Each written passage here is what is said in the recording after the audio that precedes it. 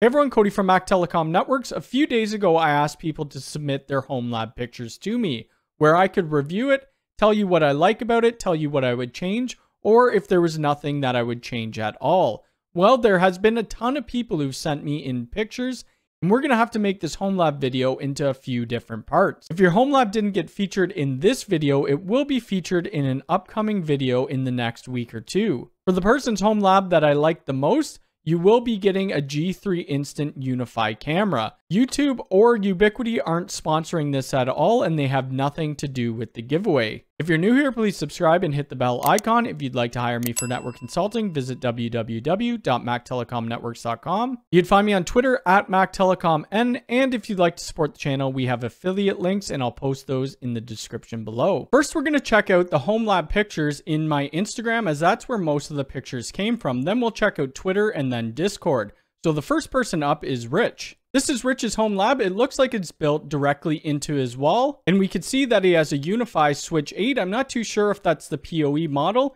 and then he has a bunch of these different controllers, which I have no idea what those are for. Maybe they're for home automation. Rich, you could let me know in the comments below. He has an Edge Router 6, which is something I've never tried out, but maybe I'll try to get my hands on it. And then it looks like he has some PoE injectors down below. This is a really clean setup, especially for a house. And then on one of his walls, he has this outlet ring coming down with a bunch of coax cables. I would assume this is for his camera system. This, again, is very clean and tidy. For this setup, I probably wouldn't change too much. I would assume that this isn't a PoE switch, as we have these PoE injectors below, unless these are just to power up the devices. If these are PoE injectors, the only thing that I would switch out would be to get a PoE switch. Next up, we have a picture from Brett. Let's take a look. For Brett's picture, we have an 8U rack with a bit of devices in it. At the top, we have a Raspberry Pi, maybe he's running Pi-hole, and then it looks like we have a Unifi PoE Generation 1 switch. Below that, he has a Cable Matters 24-port Keystone patch panel. I use Keystone patch panels for every install I do, and one thing I really like what Brett did was put in Keystone blanks. I never leave any blank port without having a blank Keystone cover. It looks like he's using regular size 6-inch patch cables. I prefer the slim patch cables myself.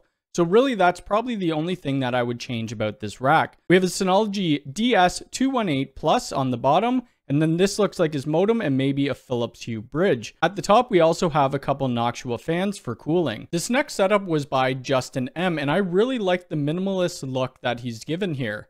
Let's take a closer look. So we have a small 6U rack in place, which is mounted to a backboard, which is really nice. At the top, we have the StarTech PDU, and I use this PDU in my rack myself.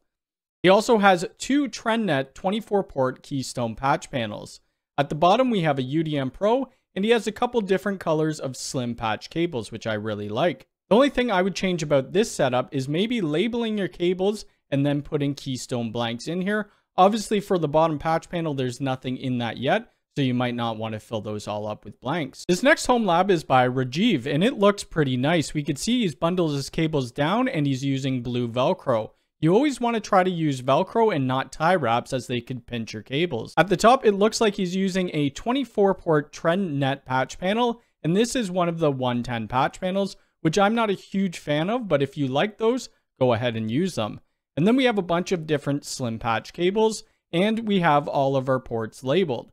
So he has cams 1 to 4, and then wireless access points looks like it's up to 4. We have a USW24 PoE, and then we have our UDM Pro, and it looks like we have a little bit of a bridge down here, and then our NVR, and a Trip Light PDU. On the bottom, we have a monitor for the NVR. Really, the only thing I would switch about this would be maybe a bit of cable management. I know it's very hard to do when you have these NVRs, which have the ports loaded on the back. Next, we have Better Days Technology, and this is a video of his lab setup, and it looks like he's playing with some Unifi access. Let's take a look. Welcome to the Better Days Technology Lab.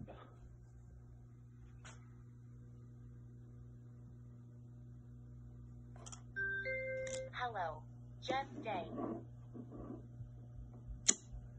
There's not really much I would change about that, as it's a lab and it's used for testing. That's exactly how my desk looks when I'm testing out new gear. This next home lab is by Andrew, and we have this massive desktop. I'm assuming it's a server on top, and it looks like there's a cradle point here. Maybe it's not cradle point, but some other 4G solution. At the top of this rack, we have a UDM Pro or UDM SE, and then we have an aggregation switch. We have our 24-port patch panel, we have a 24-port switch, and then another 24-port patch panel, which is exactly how I do most of my deployments if I'm just using 24-port switches that have all the ports to the right. Looks like Andrew is using a bunch of slim cables, and then we have another switch below and a UNVR. On the bottom, I can't really tell what this is, as it's a little bit dark and it's a bit fuzzy, but this all in all is a very nice setup.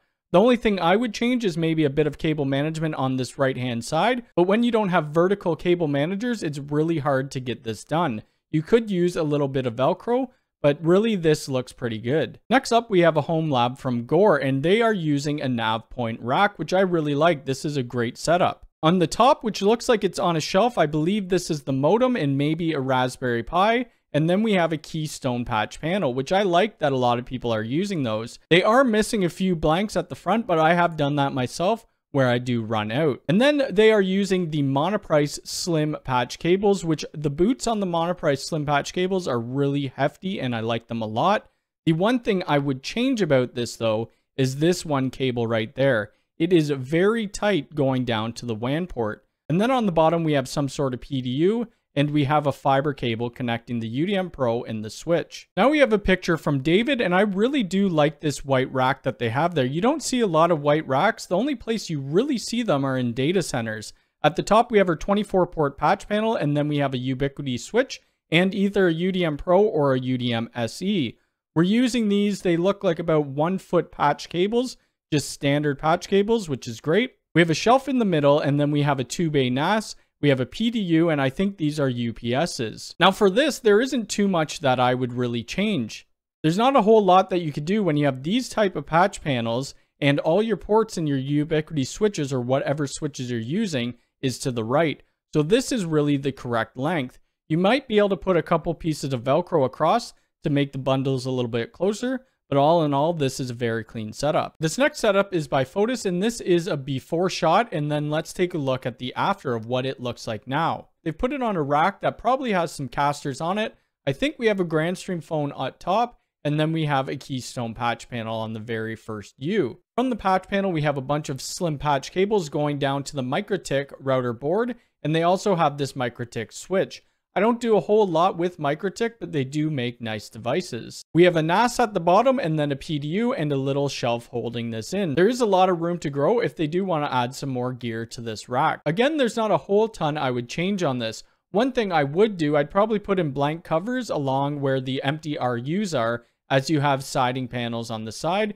That will help with airflow and cooling. This next home lab picture is by Jacob, and it looks like they have a full 42U rack, which is awesome. I wish I could put one of these in my place, but I don't really have the room, and I don't want to carry down a 42U rack in my basement. On the top, we have 3 different 24-port patch panels, and then we have a 48-port Gen 1 Ubiquiti switch, going down to, it looks like a UXG Pro. Below that, it looks like this could be for a fiber termination. I'm not 100% sure. We have a cloud key, and then we have a 6-bay NAS. And we also have a bunch of stuff at the bottom, which I'm not too sure what it is, as it's a little dark.